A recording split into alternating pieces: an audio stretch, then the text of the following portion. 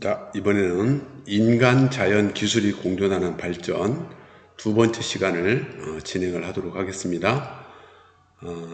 지난 시간에는 우리가 뭘 배웠냐면요. 지속 가능 발전은 사회, 경제, 환경에 균형 있는 발전이 필요하다. 이런 부분을 주제로 해서 또 공부를 했고요. 또 지속 가능 발전을 위해서는 다양한 노력을 하고 있다. 그래서 사회적인 부분, 경제적인 부분, 환경적인 부분, 이 세 가지 부분에서 다양한 노력을 하고 있다를 중심으로 이제 공부를 했고요. 그래서 지난번에는 사회, 경제적, 환경적 측면을 지속 가능한 발전 방안을 우리가 생각을 해서 공부를 했다면, 오늘은 지속 가능한 발전을 위해서 생활 속에서 실천할 수 있는 것은 어떤 것이 있는지에 대한 것들을 고민해 보는 시간을 우리가 갖도록 하겠습니다. 자, 그러면 지속 가능 발전을 위한 기술들은 어떤 것이 있는지 한번 생각을 해 보겠습니다. 자, 지속 가능 발전을 위해서 우리가 필요한 것들은 대표적인 뭐냐면, 지구 온난화의 주범이 되는 이 화석 연료를 대체하는 이런 신재생 에너지 기술들이 필요하지 않겠냐는 것이 우리가 지속 가능 발전의 또 한 가지 불구가 될 수 있고요.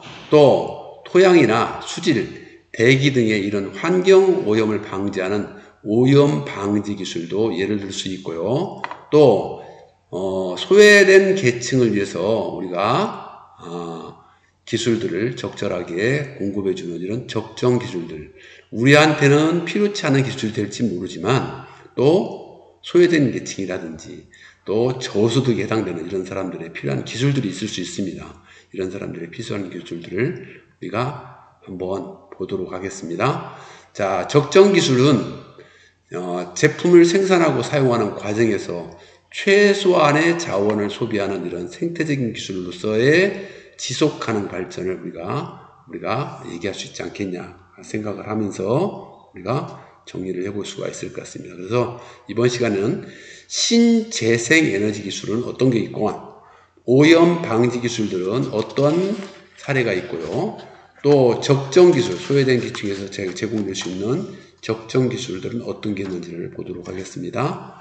자, 먼저 신재생 에너지부터 보도록 하겠습니다.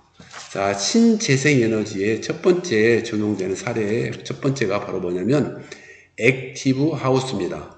자, 액티브 하우스라는 건 어떤 거냐면, 자, 집이 있는데요. 가정에서 사용하는 이 집에는 많은 에너지를 사용합니다. 그런데 이 가정에서 사용하는 이 에너지들을 어떻게 공급받고 있냐면요. 태양에서 만들어지는 이 에너지들을 태양광이나 태양열을 이용해서 우리가 이용을 한다든지, 또 땅에서 나는 이 지열을 이용한다든지, 또 여기 풍력발전이 있네요. 풍력발전을 다루면서 이용한다든지, 이래서 우리가 신재생 에너지, 좀 다른 말로 얘기한다면 환경오염이 없는 우리가 이런 천연 우리가 에너지를 이용한다면, 자연 에너지를 이용한다면 우리가 훨씬 더 우리가 에너지 소모를 줄일 수 있기 때문에 우리가 좋지 않겠냐, 우리가 생각하는 부분이 액티브 하우스라고 생각할 수 있습니다. 자, 지난번에 한번 이거는 우리가 건설 기술에서 얘기했던 부분이에요. 그렇죠? 이거는 액티브 하우스라는 말을 쓰고 있는데요. 이제 태양열, 지열, 풍열을 이용하는 이런 것들을 이용하고 있다는데요. 요즘에는 이게 발전이 돼가지고 어떤 걸로 많이 얘기하고 있냐면요. 액티브 하우스 개념이 아니고 어떤 걸로요? 우리가 배웠던 에코하우스라는 말도 있고 또 등등 여러 가지가 있었어요. 궁극적으로는 어떤 쪽으로 간다고요? 그렇죠. 스마트 하우스 쪽으로 가고 있다는 거예요.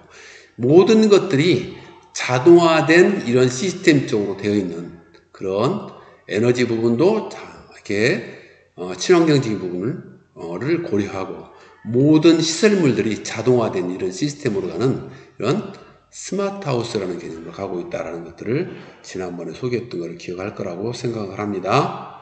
자, 이거 말고도요, 또 어떤 게 있냐면 태양광 에너지. 우리나라에 광주광역시에 신효천 마을이 있답니다. 여기에는 여름철에 가정의 전기 요금이 1,000원을 넘지 않는데요. 그럼 어떻게 1,000원밖에 넘지 않냐면 주민들은 태양광 에너지 시설을 만들었대요. 정부의 도움을 받아서요. 그래서 전기를 다 이 태양광에서 만들어진 전기를 쓰고 있고요. 남은 전기는 거꾸로 한국전력에 우리가 팔아가지고도 이용하고 있답니다. 아직은 미미한 수준이 될지 모르겠지만 이런 것들이 적극적으로 많이 도입된다면 이런 마을 같은 데에서는 소규모 이런 마을 같은 데서는 굉장히 도움이 되지 않겠냐 생각을 합니다. 이런 태양광도 조금은 더 효율적을 거두기 위해서 어떤 거요? 그렇죠. 나노 소재를 사용한다고 우리가 배웠습니다. 그렇죠? 이것들을 적절하게 같이 사용한다면 정말로 도움이 되지 않겠냐 우리가 생각을 해볼 수 있는 겁니다. 자, 두 번째는 뭐냐면 두 번째는 적정 기술입니다. 자, 적정 기술은 뭡니까? 우리한테는 쓰임이 별로 없을지 모르지만 또 우리가 아닌 소외된 계층이나 이런 부분에서는 이런 것들이 필요할 수 있다는 거예요. 대표적인 게 바로 뭐냐면 태양열 조리기입니다. 자, 우리는 뭐 전기를 우리가 많이 쓰고 있고 여러 가지 어떤 시설이 잘 되어 있어요. 그렇지만 소외된 지역, 멀리 떨어진 지역, 전기를 공급받지 못하는 이런 쪽에는 이런 태양열을 이용해서 우리가 음식을 조리하는 이런 오븐 형태를 이용한다면 우리가 아무래도 좋지 않겠냐 생각하는 부분입니다. 자, 두 번째 소개되는 건 바로 뭐냐면 안개 포집기입니다. 우리한테는 생소할 수가 있어요. 이게 뭐냐면 몽고가 이제 이런 안개 포집기를 이용해서 우리 적정 기술을 제공하고 있다는 건데요. 몽고라는 나라는 물이 없는 나라입니다. 사막이 많은 나라입니다. 그러니 당연히 흐르는 개울이 가까운 곳에 있지도 않고 물을 길러가기도 어렵습니다. 근데 이 지역은 공교롭게도 뭐냐면 안개가 좀 많고 이런 지역이라는 겁니다. 그러면 이 안개를 어떻게 합니까? 포집해가지고 안개를 이렇게 포집한다는 것은 모은다는 얘기입니다. 모아가지고 이거를 수분으로 저장을 해서 우리가 말하자면은 필요한 식수나 농수용으로 이용한다면 좋지 않겠냐는 거죠. 그렇죠? 안개를 포집해가지고 이용한다면 좋지 않겠습니까? 이런 안개 포집기 기술 우리나라한테는 조금 맞지 않죠. 그렇지만 몽고에는 정말 필요하지 않겠습니까? 이런 것들이 바로 적정 기술에 해당되는 부분이라고 볼 수가 있을 것 같습니다. 자, 또 한 가지는 뭐냐면요. 이거 어디 국가입니까? 북한입니다. 자, 우리나라는요. 우리가 주변에 가면 화장실이 많고 다 이러기 때문에 별 문제가 없어요. 근데 북한에는 아마 이런 화장실 시설이 잘 갖춰져 있지 않나 봐요. 그렇기 때문에 북한에는 어떤 거냐면 일회용 변기 주머니를 우리가 이용하면 좋지 않겠냐는 겁니다. 자, 어떻게 하는 거냐면 변을 쌉니다. 그렇죠? 이렇게 변기 주머니에 말아가지고요. 변을 우리가 둡니다. 그렇죠? 주머니에 담았습니다. 자, 그런 주머니에 담은 이 주머니를 어떻게 합니까? 이게 모으는 겁니다. 그러면 이 모은 것들을 우리가 모아가지고 인민반장이 이거를 수거를 한답니다. 수거를 해서 퇴비를 이용한다면 굉장히 좋지 않겠냐 하는 기술입니다. 우리한테는 조금 동떨어진 기술이 있겠죠? 우리나라에도 옛날에는 60년대, 70년대는 뭐냐면요. 밭이나 이런 곳에 가까운 곳에 뭘 만들었냐면요. 따로 큰 이렇게 이 변을 모아놓는 그런 곳을 만들어 놨어요. 그래서 필요할 때 거기다가 그것들을 옮겨 놔가지고 거기서 그 변기를 이용해서 거기다가 퇴비를 주고 그랬습니다. 근데 아마 지금은 우리는 우리한테는 해당이 안 되는 얘기가 되겠지만은 북한은 아직도 그런 시설이 잘 갖춰져 있지 않기 때문에 이것도 하나의 좋은 기술로 우리가 이용할 수 있지 않겠냐 하는 그런 얘기가 되겠습니다. 자, 그 다음에 세 번째는 뭐냐면 오염 방지 기술입니다. 자, 여기 있는 것들은 뭐냐면 오염 물질이 생겼습니다. 자, 이 오염 물질을 폐수의 유기물질을 분해해 가지고 나오는 미생물을 통해서 이거를 이동을 시켜서 전기의 에너지를 만드는 이런 시스템을 만들면 좋지 않겠냐 그런 얘기입니다. 쉽게 말하면 미생물 연료전지 우리 시스템으로 만들면 좋지 않겠냐 그런 얘기입니다. 그렇죠? 자, 그러면 수질도 개선이 되고 전력 생산도 되고 그러니까 굉장히 좋지 않겠냐 그런 얘기입니다. 좋겠죠? 미생물을 이용한 연료전지 그 다음에 바이오를 이용해서 연료를 생산하는 기술, 바이오 기술.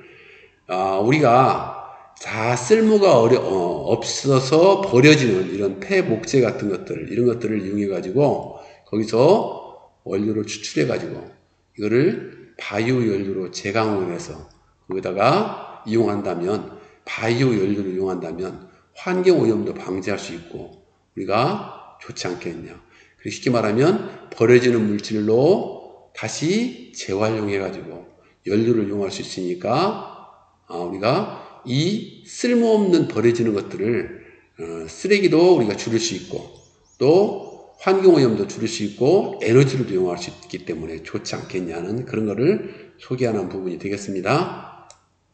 자, 세 번째로 나오는 건 뭐냐면 어떤 걸 소개하고 싶냐면요. 바이오 플라스틱 기술입니다. 이거 뭐냐면요. 자, 우리가 플라스틱 그러면 뭡니까? 그렇죠. 우리가 뭐냐면 저기 원유에서 나온 나프타나 이런 성분으로 해서 만드는 거지 않습니까? 이 만든 것들은 어떻게 합니까? 썩으려면 굉장히 오랜 동안 시간이 걸립니다. 근데 이거를 쉽게 썩을 수 있는 바이오 플라스틱으로 만들어 보자는 겁니다. 그래서 이걸 만든다면 이런 새로운 플라스틱으로 바이오 플라스틱을 만든다면 인체도 해가 없고 또 어떻게 합니까? 지구 환경에도 우리가 도움이 되지 않겠냐 그런 겁니다. 바이오로 생체로 만들어진 이런 플라스틱을 만들면 도움이 되지 않겠냐 그런 겁니다. 지금은 시도가 되고 있고요. 우리 주변에 조만간 등장하지 않겠냐 우리가 생각을 해볼 수 있을 것 같습니다. 자, 이거 말고도 이제 어떤 것이 생각할 수 있냐면요. 쓰레기를 태워서 만드는 열로 난방을 만드는 거. 그죠? 우리 옛날에는 뭐 목재 같은 걸 태워서 많이 난방을 이용했지만 요즘에는 그렇게 태울 수 있는 것은 없지 않습니까? 근데 이거를 우리가 요즘에는 어떻게 합니까? 지역 난방공사에서 모아가지고 쓰레기를 태웁니다. 그래서 일정 부분들은 상당수의 쓰레기들을 그 쓰레기 태운 열로 우리가 난방에도 이용하고 있고 쉽게 말하면 여러 가지 에너지원으로도 많이 이용되고 있다. 그런 겁니다. 자, 환경을 생각해서 자동차 대신 자전거를 이용하는 거. 이것도 괜찮을 것 같습니다. 요즘에 많이 자전거 타는 인구가 많이 늘었다고 그랬어요. 그럽니다. 이것도 괜찮을 것 같습니다. 자연 친화적인 건물과 하천을 만들어가는 거. 그죠? 환경 친화적인 거, 이런 것들 만드는 것도 괜찮은 방법이 아니겠냐. 이거 말고도 많이 쓸 수 있을 것 같아요. 근데 선생님은 오늘 세 가지만 한번 제시를 해봤습니다. 자, 우리 주변에 오염 방지 기술 사례를 한번 찾아보고 얘기해 봅시다. 어떤 게 있습니까? 많이 있을 수 있는데요. 선생님은 이걸 제정했습니다. 세정 집진 장치. 뭐냐면 먼지나 오염가스를 제거해 주는 거 있죠. 소위 말하면 여러분들 그 어디 대형 빌딩이라든지 이런 데 큰 데 가면은 뭡니까? 이런 먼지나 오염가스를 우리가 제거해 주는 강력한 흡입 장치가 있지 않습니까? 그죠? 정화 장치가 있죠. 정화 장치가. 그죠? 이런 것들을 우리가 생각해 볼 수 있지 않겠냐. 이거 말고도 많이 쓸 수 있을 것 같습니다. 여러분도 한번 생각해 보세요. 자, 그러면 다른 걸로 한번 얘기를 한번 해보도록 하겠습니다. 자, 에너지 작은 마을인 프라이암트가 독일이라고 합니다. 독일 남부에 있는 슈발츠발트에 프라이암트라는 이런 곳이 있는데요. 거기서 신재생 에너지로 인해서 전력과 가스를 작업해서 바이오 에너지를 이렇게 공급해주는 마을로서 굉장히 인기가 있다고 그래요. 그래서 이 마을에는 주로 이용하는 에너지 형태가 태양광, 풍력, 수력, 바이오매스, 바이오가스, 지열가스 이런 천연 에너지, 신재생 에너지 생산시설이 많이 총 집결되어 있다고 한답니다. 그래서 이런 지방자치단체 지도자들이 신재생 에너지의 중요성을 인식해서 주정부와 연방정부의 지원을 받아서 우리가 주민들을 설득해서 이런 바이오 에너지를 만들어서 굉장히 성공한 이런 마을로서 재창출했다고 합니다. 우리가 생각해 볼 수 있는 거라고 생각합니다. 자, 그러면 이걸 보면서 우리나라에는 에너지 작업을 이루어지는 지역을 찾아보고 그런 곳들은 어떤 것이 있는지를 한번 보자는 겁니다. 우리나라 어떤 게 있었죠? 아까 우리 적정기술에서 소개했던 거 있지 않습니까? 뭡니까? 그렇죠. 광주 광역시에서 얘기했던 신유천 마을도 있고요. 서울시의 에너지 자립마을 지원 사업도 있고요. 저탄소 녹색마을 사업도 있고요. 그래서 저탄소 녹색마을 사업을 위해서 각 곳에 굉장히 많은 것들을 이용을 하고 있습니다. 대표적으로 바로 뭐냐면 태양광 이런 그 시설을 갖추게 되면 정부 보조금을 많이 준답니다. 선생님도 아는 친구가 지금 여기 근처에 있는 대부도 있죠. 안산에 있는 대부도 있지 않습니까? 거기에다가 집을 졌는데요. 가니까 에어컨을 굉장히 막 빵빵히 틀었더라고요. 그래서 왜 그런가 했더니 그 위에 집 위에다가 뭐냐면 태양광 발전을 해놨더라고요. 그래서 그걸 쓰니까 거의 돈이 안 들어가는 거죠. 그죠? 따로 전기 에너지를 들지 않고 자체적으로 공급받는 거니까요. 그걸 했는데 왜 그러냐고 물어봤더니 정부의 보조금을 많이 준대요. 실제 들어간 돈은 전체 금액은 한 5천만 원 들었다면 한 1,000만 원 정도밖에 안 들었대요. 자기 들어가는 돈은요. 그래서 이런 것들을 많이 하고 있다는 겁니다. 그래서 그 집만 그런 게 아니고요. 많은 것들이 그렇게 하고 있다는 것을 우리가 대표적으로 알 수 있을 것 같습니다. 다음은요. 한 가지 한번 우리가 주제 활동을 좀 해보겠습니다. 자, 인간이 지구 생태계의 75%의 발자국을 남겼다 합니다. 그래서 이 발자국을 가장 많이 남긴 곳은 이렇게 굉장히 진한 색으로 표시했고요. 그 다음에는 이렇게 빨간색, 그 다음에 거의 미치지 않았던 곳은 하얀색 아니면 회색 같은 거로 이렇게 표시를 했습니다. 자, 이걸 보면 어떤 것이 있냐면 이 아주 진한 빨강으로 되어 있는 이 중국이나 동남아시아나 인도나 이런 쪽은 굉장히 진한 빨강으로 되어 있습니다. 이쪽은 많이 그렇게 되어 있죠. 그 다음에 옅은 쪽으로 되어 있는 건 어떤 겁니까? 그렇죠. 여기 뭡니까? 하늘색 계통으로 되어 있는 것들, 이런 것들. 생태용량이 발자국이 초과하는 이런 비율로 본다면 표시가 안 되어 있는 이런 부분들, 가장 많은 곳이 어디입니까? 초록색으로 되어 있는 이런 부분. 브라질이라든지, 그럼 어디입니까? 이거 아프리카라든지, 몽고라든지 이런 나라가 될 수 있겠네요. 그죠?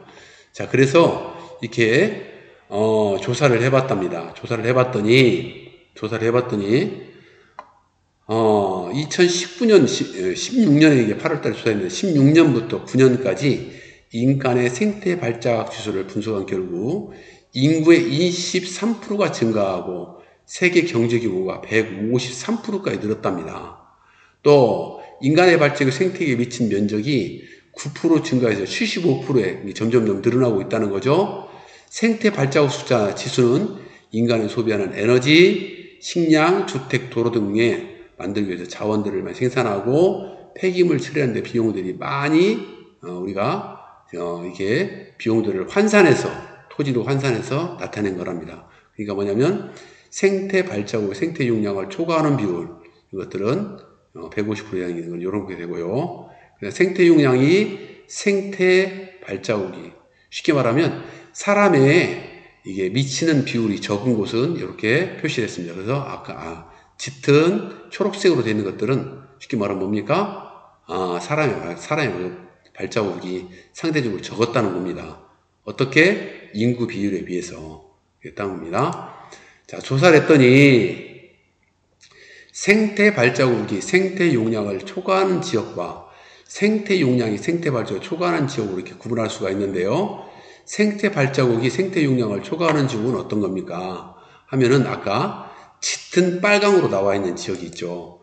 중국이나 인도나 우리 동남아권에 해당되는 부분들은 굉장히 빨갛습니다. 이 부분은 주로 화석 연료의 사용과 일회용 소비재가 많이 사용되는, 쉽게 말하면 환경에 영향을 많이 미치는 곳에 해당되는 부분이었고요.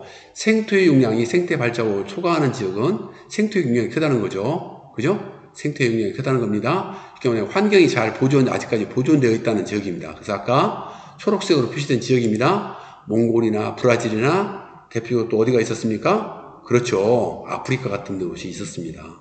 그렇죠? 그렇죠? 자, 이 나라들은 대부분이 농업국가이고 아직도 개발이 많이 안 되어 있는 이런 국가가 되겠습니다. 자, 우리가 이걸 보면서 느끼는 게 뭐냐면요. 앞으로 앞으로 이런 용량들이 생태 발자국이 많이 생태 용량을 초과하는 지역에서는 환경에 좀 더 신경을 써야 되겠고요. 생태 용량이 생태 발자국이 초과하는 지역은 끊임없이 우리가 환경 보존을 하면서 경제 발전을 이루도록 해야 되지 않겠냐, 우리가 생각할 수 있는 부분이 아니겠냐, 이렇게 정리를 해야 될 것 같습니다. 자, 지금까지 공부했던 거를 이 단어를 정리하도록 하겠습니다. 지속가능 발전을 위해서 우리가 사회적 방안은 어떤 게 있냐? 사회적 방안으로, 자, 개발도상국에 적합한 기술을 이전해주고, 이래서 국가 간의 불평등을 해소해주는 역할을 해야 되겠고요. 새로운 일자리 창출과, 그렇죠? 쾌적한 도시 환경을 위해서 우리가 노력을 하지 않겠냐. 이게 사회적 방안이 될 수 있고요. 경제적 방안은 뭐냐면 좀 더 발전적인 부분입니다. 그죠? 뭔가 우리가 기술 개발을 많이 해야 된다는 부분이 될 수 있겠네요.